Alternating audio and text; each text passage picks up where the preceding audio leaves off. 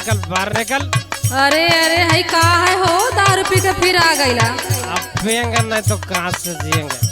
अच्छा अब तो दारुआ ही पीबा। हई सुना, आज सुनाओ, क्या सुना रहे हो, सुनाओ। दिन भर पिएला बीड़ी सिगरेट शराब हो जाई कहियो तोहर किडनी खराब हो जाए कहियो तोहर किडनी खराब हो जाए कहियो तोहर किडनी खराब।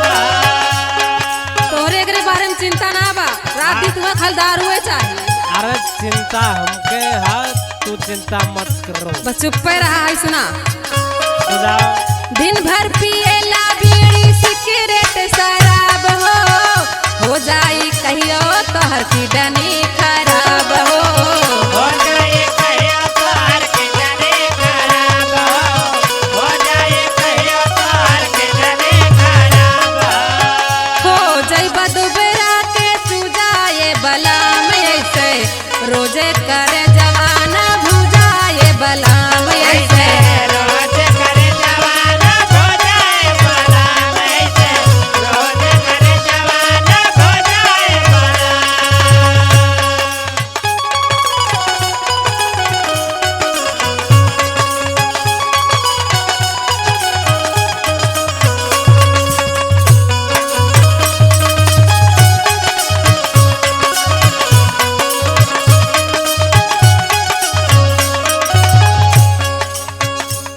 अच्छा ये बताओ हमको। हाँ बोला।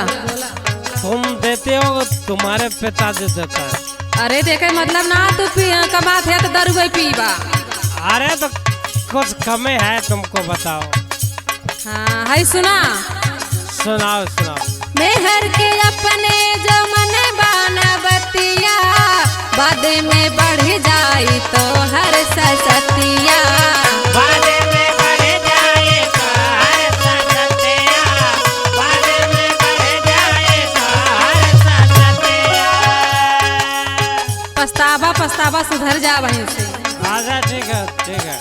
मेहर के अपने जो मन बाना बतिया बाद में बढ़ जाई तो हर सतिया बाद में बढ़ जाए तो हर सतिया बाद में बढ़ जाए तो हर सतिया। धासी जैसे कितनी में सुजाए बला में ऐसे रोजे कर जवाना भुजाए बला में ऐसे रोज करे जवाना हो जाए बला ऐसे रोज करे जवाना हो जाए बला।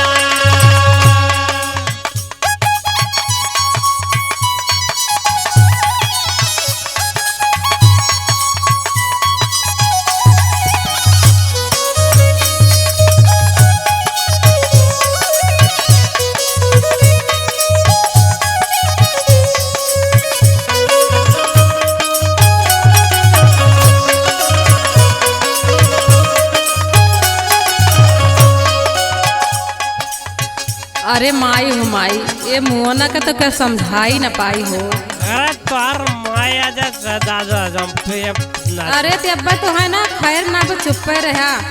अरे जाएंगे पंकज भैया को बुलाएंगे पियेंगे। पंकजों को निकाल दे, तू भगा दे वैसे। अरे हमको निकाल दोगे, पंकज को नहीं निकाल पाओ। आई सुना, सुनाओ। आज के गलती कईल बाद में बुझाई तब नाही रहिया तोहे कवनो सुझाई तब नाही रहिया तोहे कवनो सुझाई तब नाही रहिया तोहे कवनो सुझाई। सुन थया? हाँ सुन रहे। सुन ले ध्यान से, कान में डाल के बात। आज के गलती कईल बाद में बुझाई तब नाही रहिया तोहे कवनो सुझाई।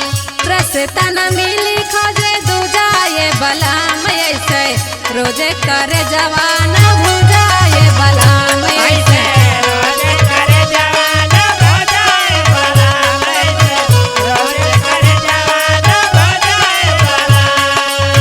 दिन भर पिएला बीड़ी सिगरेट शराब हो जाई कहियो तोहर किडनी खराब हो। दुबरा के हो जाई बात जाए